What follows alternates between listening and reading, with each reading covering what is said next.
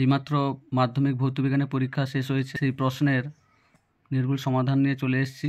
আশা করব তোমাদের পরীক্ষা খুব ভালো হয়েছে। তাড়াতাড়ি দেখে নাও সেই উত্তরগুলো। চলো শুরু করা যাক। প্রথম প্রশ্ন আছে বিভাগ কয়ে, কোন প্রকার দর্পণে অসৎ ছোট এবং সমশীর্ষ প্রতিবিম্ব গঠিত হয়? এটা হবে অপশান সি। তারপরে নিচের কোন এককটির তড়িৎ শক্তির একক? এটা হচ্ছে কিলোওয়াট, সি। এটাও অপশান সি, কিলোওয়াট। তারপর নিচের কোন রশ্মিটির গ্যাসকে আয়নিত করার ক্ষমতা সর্বাধিক? আলফা রশ্মি, অপশান এ, আলফা রশ্মি। এরপর আছে ফিউজ তারের বৈশিষ্ট্য হলো উচ্চ রোধ নিম্ন গলনাঙ্ক, অপশান এ। তারপরে আধুনিক দৈর্ঘ্য পর্যায় সারণীতে কয়টি শ্রেণী রয়েছে? 18টি, অপশান ডি, 18টি। তারপর নিচের কোন যৌগটির সম্পূর্ণ অণু হিসাবে পৃথক অস্তিত্ব নেই? এটা হবে NaCl, অপশান ডি, NaCl। তারপর নিচের কোন অ্যাসিডটি মৃদু তড়িৎ বিশ্লেষ্য? এটা হবে অপশান এ, CH3COOH। তারপরে লঘু সালফিউরিক অ্যাসিড মিশ্রিত পটাশিয়াম ডাইক্রোমেট দ্রবণে H2S চালনা করলে কি রং উৎপন্ন হয়? এটা হবে অপশান সি, সবুজ। তারপর নিচের কোন আকরিকটি অ্যালুমিনিয়ামের আকরিক? Bauxite, option B, bauxite. তারপরে 10 জায়গায় ত্রিবন্ধনীযুক্ত অসম্পৃক্ত হাইড্রোকার্বনটিকে শনাক্ত করে? এটা হবে option D, C2H2, option D, C2H2। Greenhouse গ্যাসটি শনাক্ত করো। এটা হবে জলীয় বাষ্প।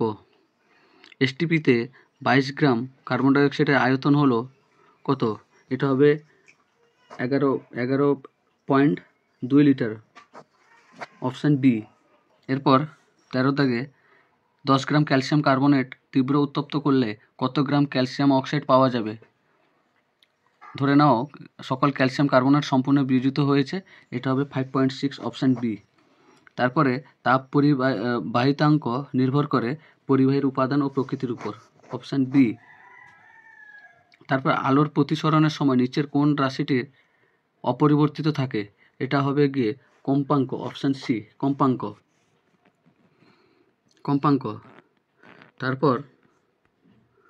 তারপর আলোকরশ্মির প্রতিসরণের সময় আপতন কোণের কোন মানের জন্য স্কেলের সূত্রটি প্রযোজ্য নয়?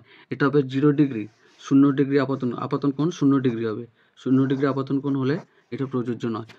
তারপর বর্তমানে তড়িৎ বর্তনীতে ফিউজ তারের পরিবর্তে এমসিবি। তারপরে 220 ভোল্টে 100 ওয়াটে বাল্বের রোধ হচ্ছে গিয়ে 484 ওহম। তেজস্ক্রিয়তা এসআই এককটির নাম কি? এটা হচ্ছে বেকারেল। এরপরে স্তম্ভ মেলাতে বলেছে 2-এর 5-এ। প্রথমটা হবে জার্মান সিলভারে উপস্থিত হচ্ছে এনআই। প্রথমটা হচ্ছে ডি, এনআই। তারপরে ইউরেনিয়ামের মৌলটা হচ্ছে কি পিইউ মানে সি। তারপরে ক্যালামাইন থেকে নিষ্কাশিত ধাতু হচ্ছে জেড এন বি। তারপর হচ্ছে গিয়ে পর্যায় সারণীর দ্বিতীয় পর্যায়ে অবস্থিত ক্ষারীয় ধাতু হচ্ছে এলআই। বলতে হবে তড়িৎ বিশ্লেষণ সর্বদা জারণ বিজারণের মাধ্যমে ঘটে। এটা হবে ট্রু, মানে সত্য। তারপরে অ্যাসিড মিশ্রিত জল তড়িৎ বিশ্লেষণের ফলে ক্যাথোড কোন গ্যাস উৎপন্ন হয়? H2।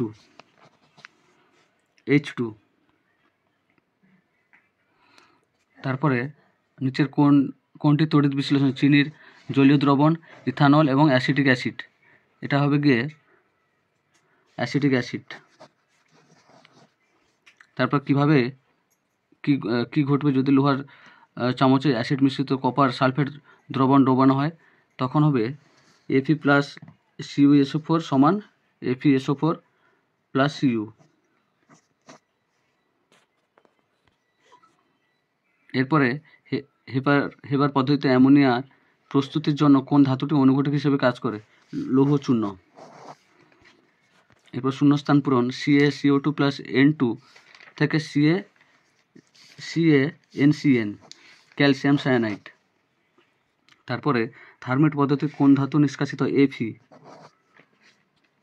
নিচের কোন যৌগটির IUPAC নাম, সেটা হচ্ছে গিয়ে ব্রোমোফেরন।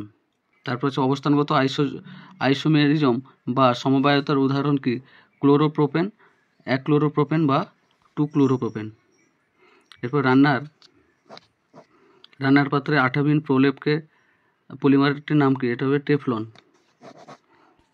তারপর বায়ুমণ্ডলের কোন স্তরে ঝড় বৃষ্টি হয়? ট্রোপোস্ফিয়ার।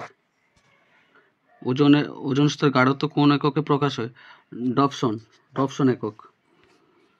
রেফ্রিজারেটর থেকে নির্গত গ্রিনহাউস গ্যাসটির নাম কি? CFC।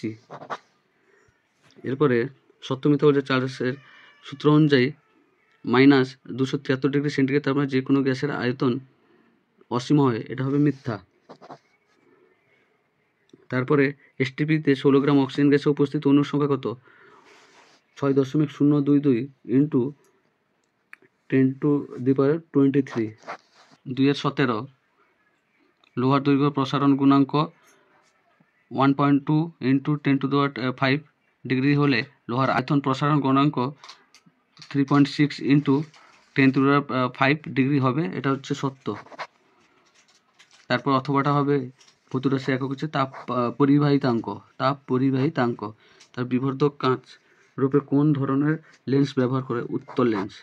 এই ছিল আজকের MCQ এবং SCQ এবং শূন্যস্থান পূরণের প্রশ্নের সঠিক সমাধান দেওয়ার চেষ্টা করলাম। ভিডিওটা দেখার জন্য অসংখ্য ধন্যবাদ।